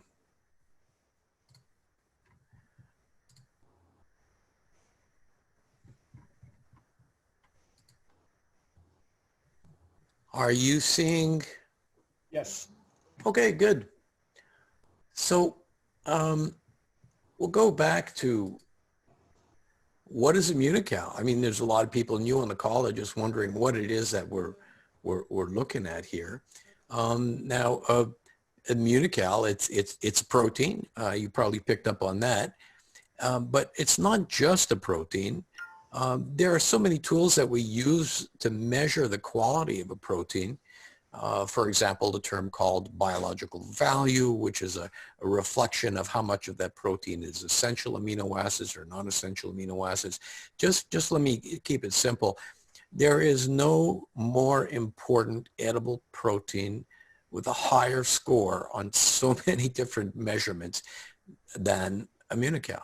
It's just the best protein you can put in your mouth. And the reason that makes it even more exciting is that this is a protein that has been proven over 40 years to raise this thing called glutathione. And you've been hearing that word glutathione for the most part of the afternoon. Well, what does glutathione do? Well, it's a little molecule already inside of your body, and IMMUNOCAL makes this more of this stuff in your body, and it has a number of rules, the four most important of which could be remembered with the word IDEA. I stands for the immune system. This is literally food for your immune system. D stands for detoxification. There's likely no more important detoxification enzyme in your body than glutathione. E stands for energy, and you've been hearing a lot about that today. And finally, antioxidant. Glutathione is known as the master antioxidant. Now sounds like a marketing term, but a lot of scientists call glutathione the master antioxidant because none of the other antioxidants we know of, and we know of probably over 2,000 different antioxidants, they cannot work properly without the presence of glutathione. Okay, so now you know what IMMUNOCAL is and what glutathione is. How's this going to help the athlete? Again, I'll just summarize it.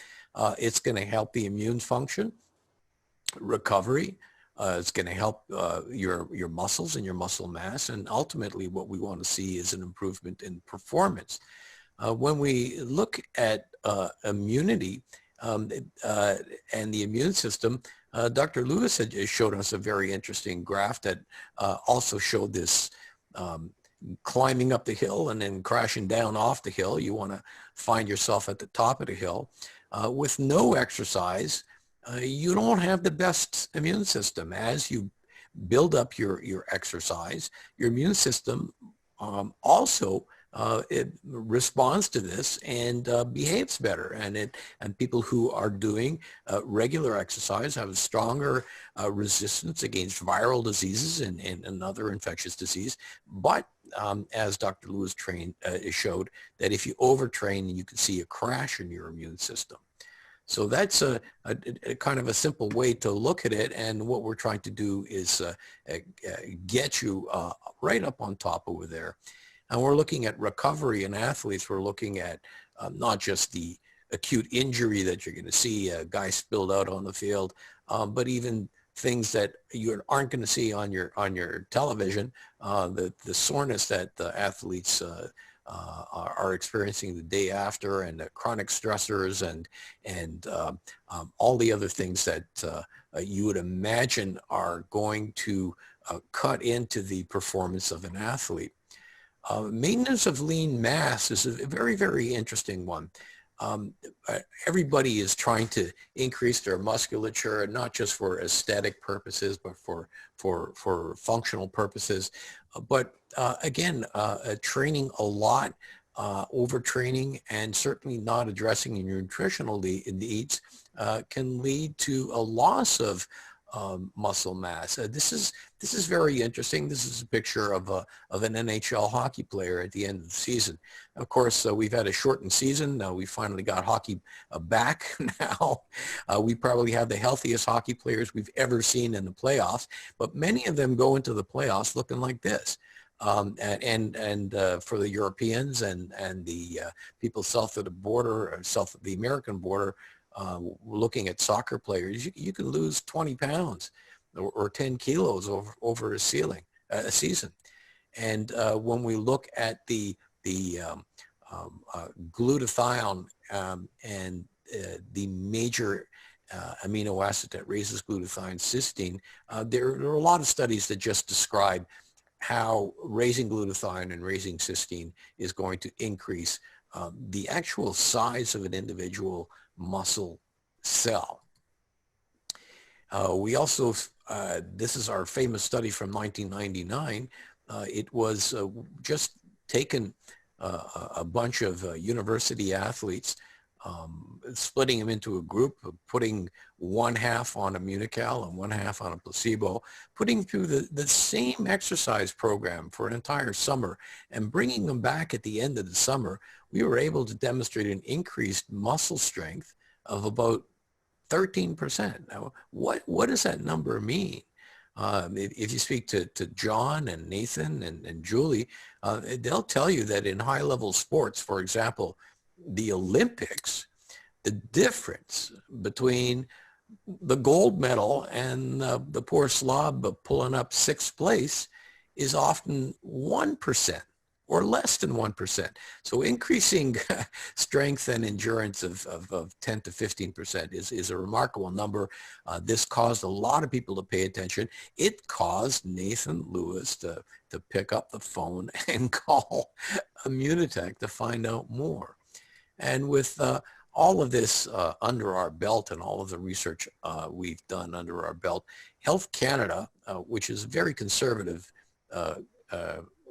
federal group, actually allowed us to make claims about performance. Essentially, if you take IMMUNOCAL, your muscle performance is going to be better. So just to summarize, what are the benefits of taking IMMUNOCAL for the athlete? It's going to improve the immune system, going to decrease recovery time, help you heal up, not only maintain your muscle mass, but increase your muscle mass, optimize your training and your strengthening your endurance, and ultimately at the end of the day, enhance your performance. So hopefully that was a catch-up for everybody. And what fun, what great fun we're having with everybody. So thank you for joining us, and I'm going to hand it back to you, John and Keith. All right. Thank you, Dr. Gutman. Appreciate that. I mean, John, today has been a phenomenal day, and it's just so great to have Dr. Gutman cap it off for us. Well, you know, Keith, it's amazing because I've even got my sister sitting here asking me more about glutathione, Dr. Gutman. It took her 24 years to start using the product. This sister, my sister in New Jersey, a little smarter. She's been using it longer, but some better late than never. But she's asking me. But that was great. But you know, Dr. Gutman, if you could summarize Reader's Digest version, most people on here are laymen. What is glutathione, and why is it so vitally important for our longevity and health? Well, we all are built a certain way, and we rely on certain substances in our body. Glutathione is a rather simple molecule that is in every single one of our cells. And the major role that it serves, and we've all heard about oxidants and antioxidants, it is the antioxidant, the major antioxidant that your body makes itself. So whenever we're burning up energy, whenever we're breathing air, whenever we're under stress, whenever we're exposed to toxins in the environment, there has to be a mechanism by which the body deals with this. And I think, you know, when we look at detoxification, for example, I tell people that next to water, there probably isn't a more important detoxification substance than glutathione. So glutathione keeps the energy levels up in your cell by reducing the stresses and strain to the little batteries that live in our cell called the mitochondria. Glutathione keeps your cell clean. Glutathione feeds the immune system. It's a multifunctional molecule that even today not everybody has heard about, but in the medical literature, there's over 150,000 published articles on this. So even for the people that haven't heard about glutathione yet, it's going to be part of your everyday language in the next few years. It's that important. We literally cannot live for 10 minutes without this molecule. Great, great. Well, thank you so much, Dr. Gutman, as always. Great job. And Keith, it's been an amazing day, but we're not done yet. We've still got one other speaker. I know some of you may be looking for Mauricio. Unfortunately, he's in a place where his cell phone is not cooperating. So I don't know whether he's camping or fishing or somewhere, but if I know Mauricio, he's probably out opening a new country. So he's always working for us, as you know. But unfortunately, he's got no phone access, so he can't join us as he wanted to, but he sends his regards, obviously, as always. However, we do have, another great speaker, works with the company, works with us every single day, and he's got some announcements for us as well. So you're going to want to stick around for a few minutes and hear from our good friend, JC Martinez. JC, are you with us?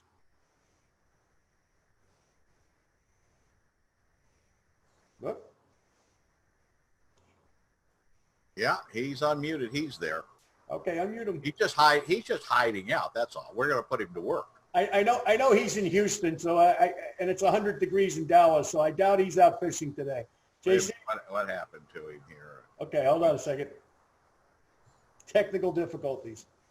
If you get to the end of one of these calls, this is our first technical difficulty, guys. Believe me, on my end, the keys, you're like, praise God. All right, JC. Yeah. Well, you know what? He wanted me to play a video here, John. So while we're doing that, I'm going to go ahead and load that up here and do that.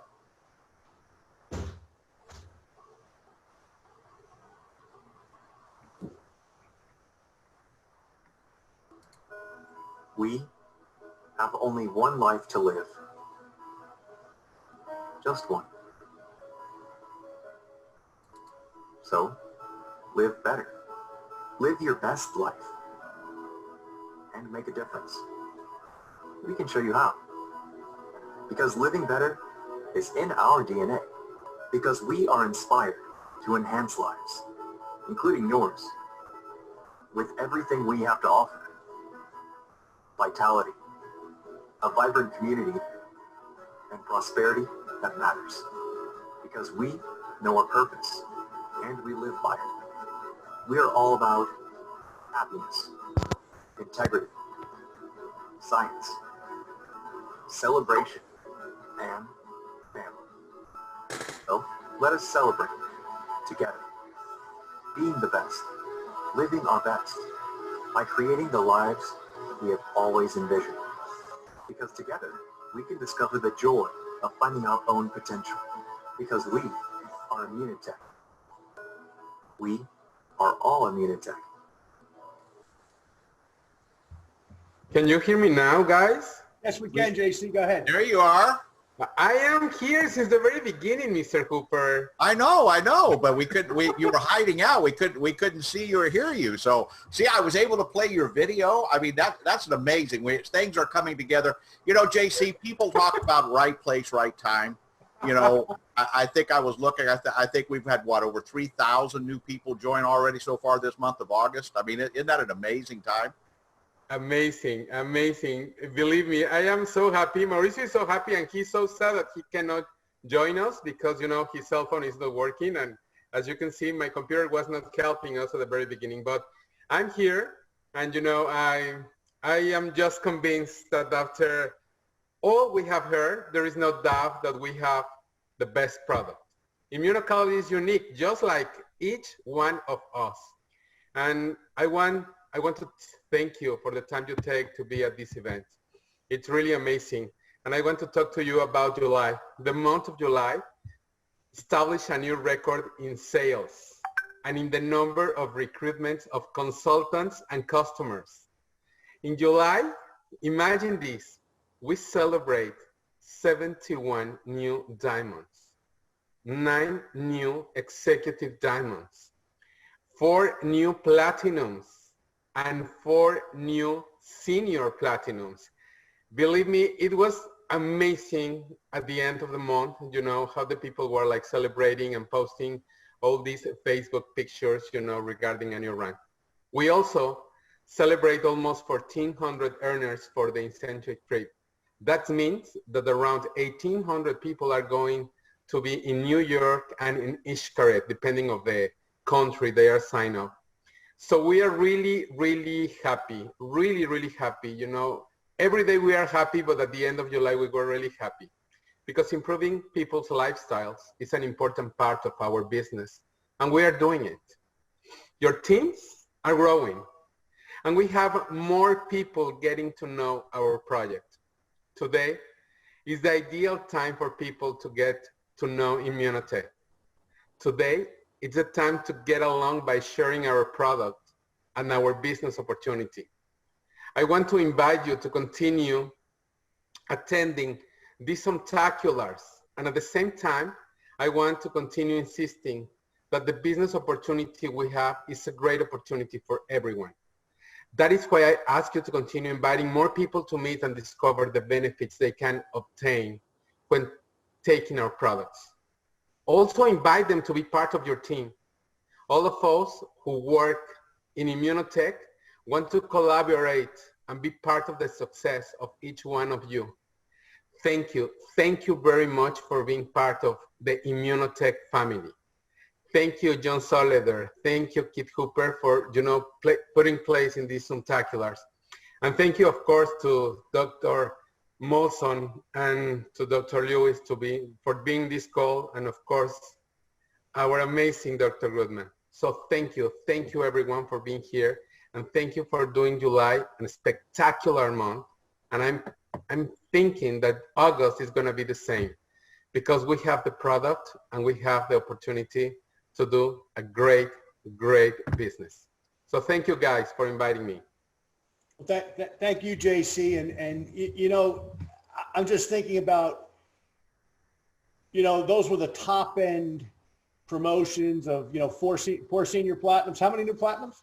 4 senior platinums and 4 new platinums. 4 new platinums. And how many executive diamonds? 9 executive diamonds. 9 executive diamonds. Wow.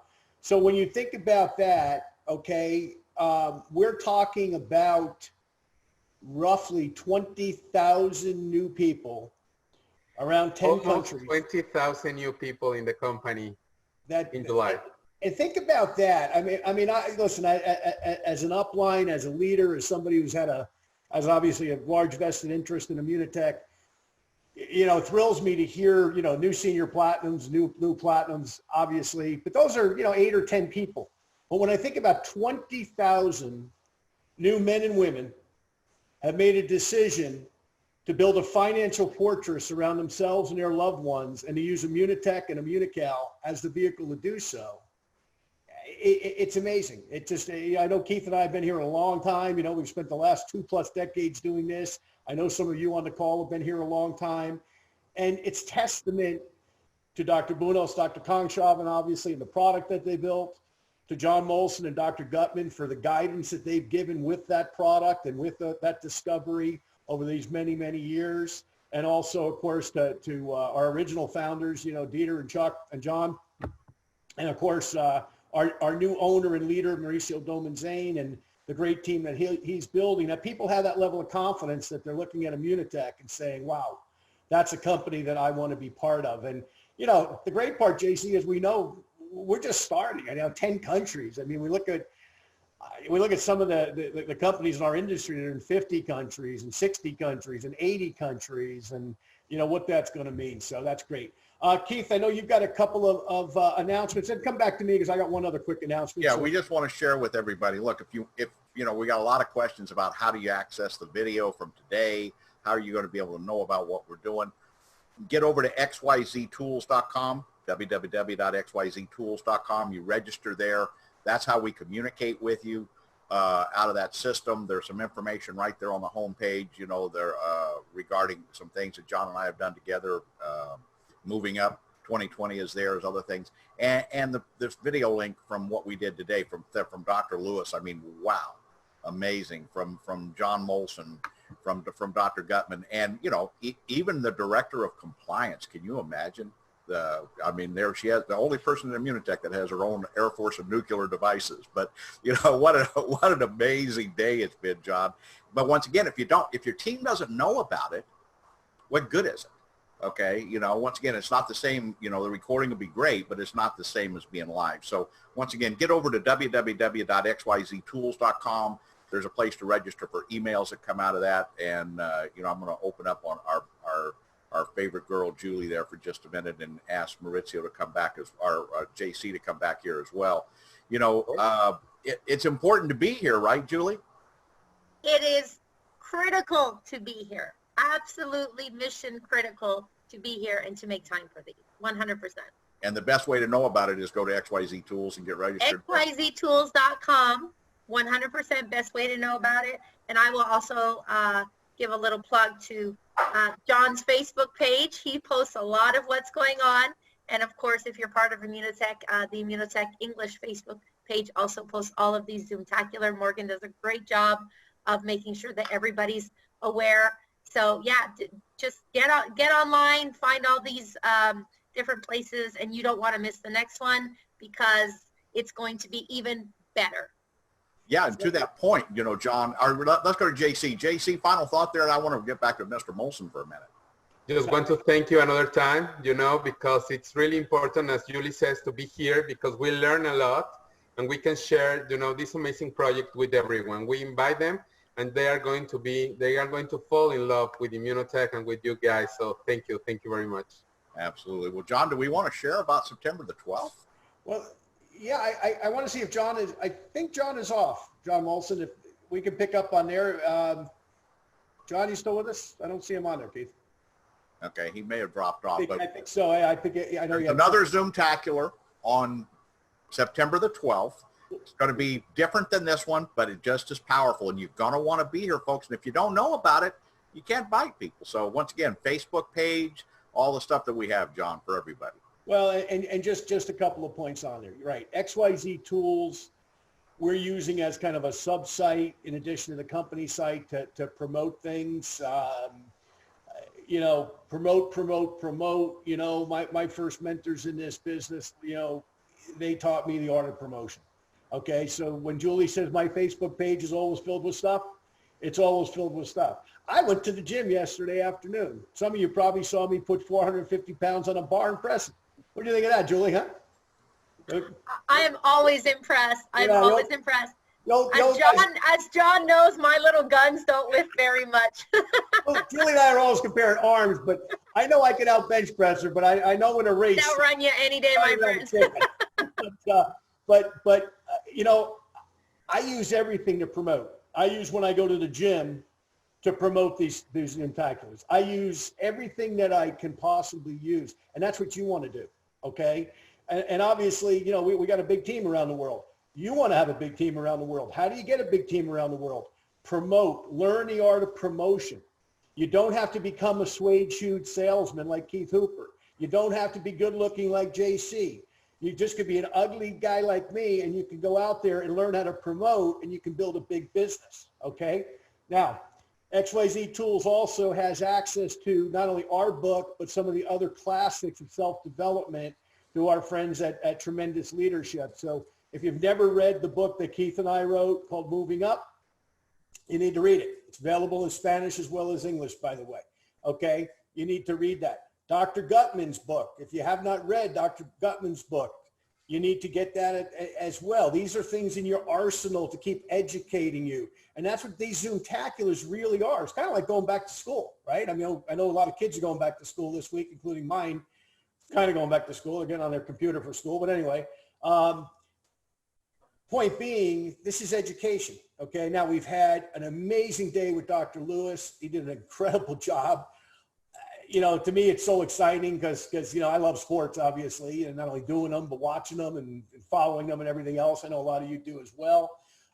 Last month, of course, Dr. Linsman, amazing presentation on TBIs, right? Traumatic brain injuries. Dr. Lewis mentioned, you know, the Will Smith movie Concussion. If you've never seen it, and you don't really know the full impact of a concussion on a person's life, you want to watch that movie at some point, okay?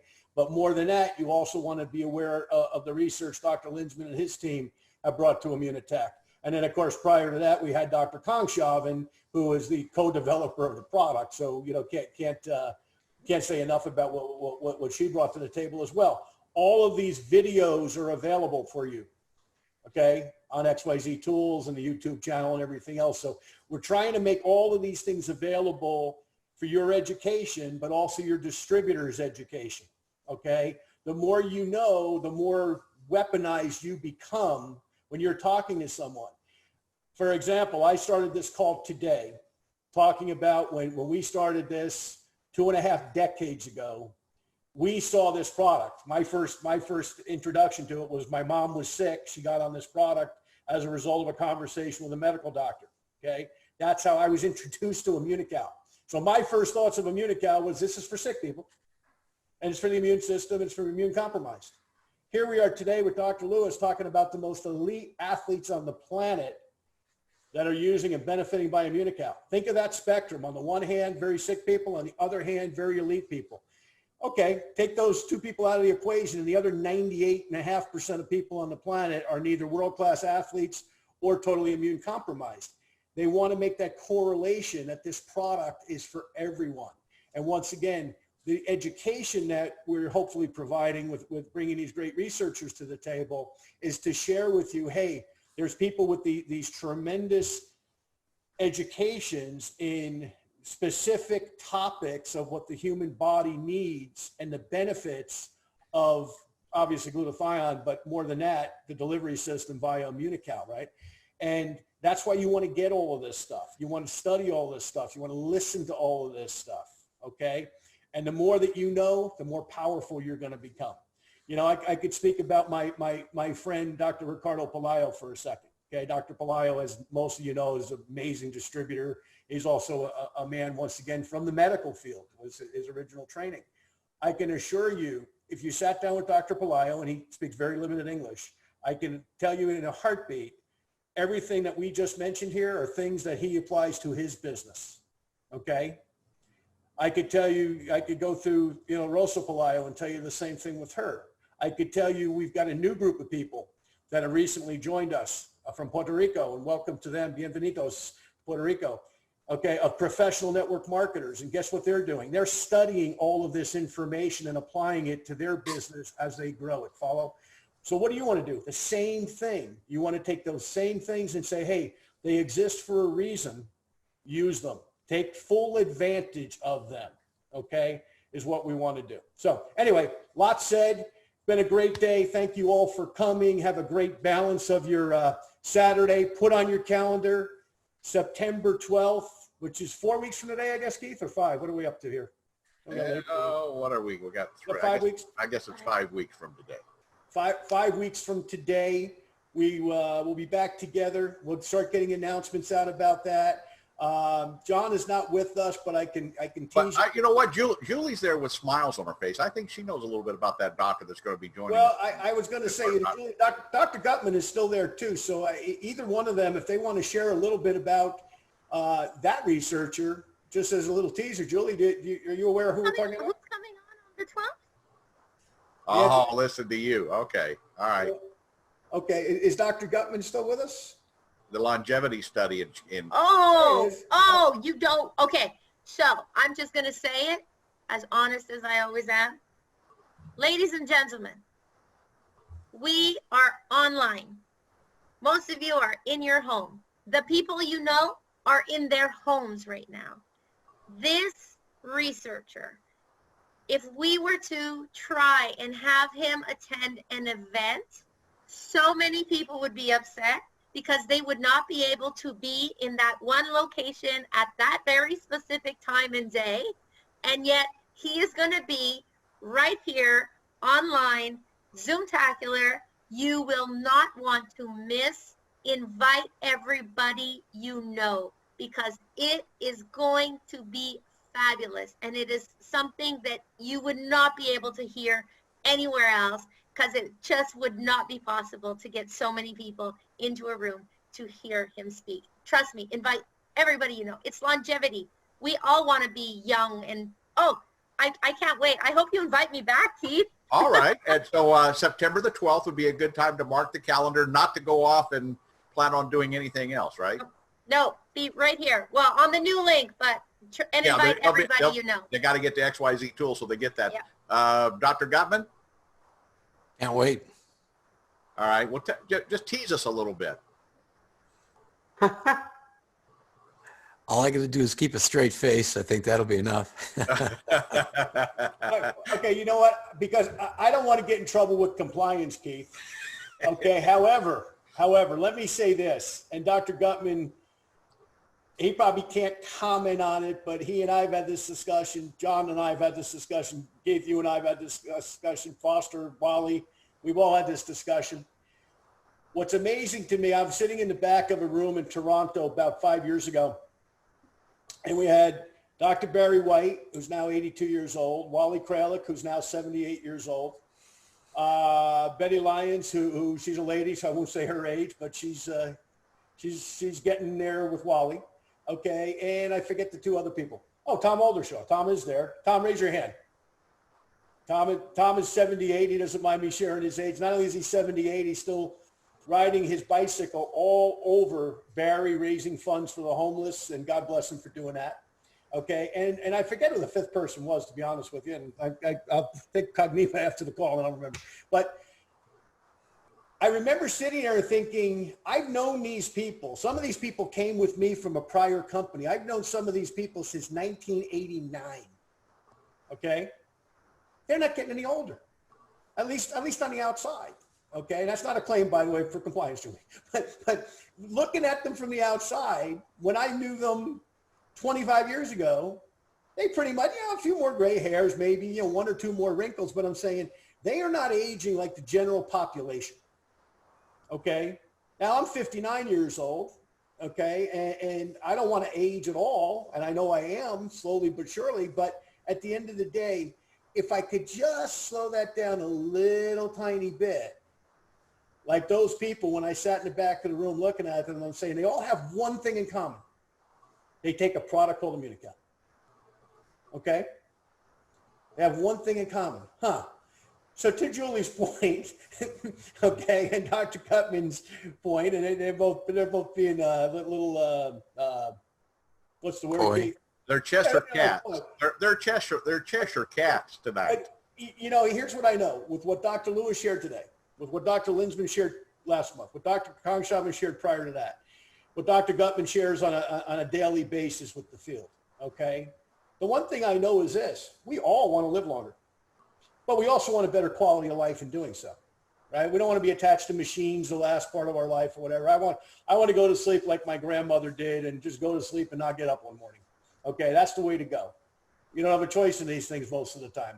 But at the end of the day, I want to be lifting weights like my friend Bob Bassman when I'm 85 years old. I want to be still hobbling along the powerlifting meets and going, okay, put some weight on the bar and let me see if I can do it or not. Okay, that's what I want to do.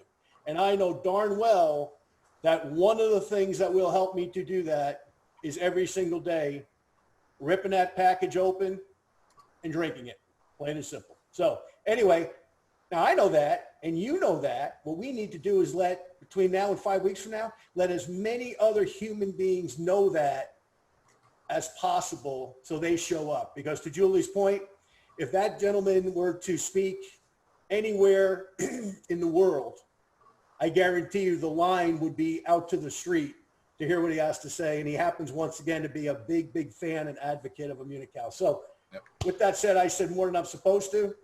Yep, you sure did. You got us out of the weeds, but Dr. Lewis, because once again, you look at Dr. Lewis and the healthy adult. We've talked with people that are sick, all the research in the very beginning. We've got the people in the middle because, even though compliance is here, Dr. Droge looked at Sandra all those years ago in Florida and looked at her and said, I believe IMMUNOCAL add 30 years to your life expectancy. So that's why they want to come here on September the 12th. Find out what that's all about. Find out all the things that we have going.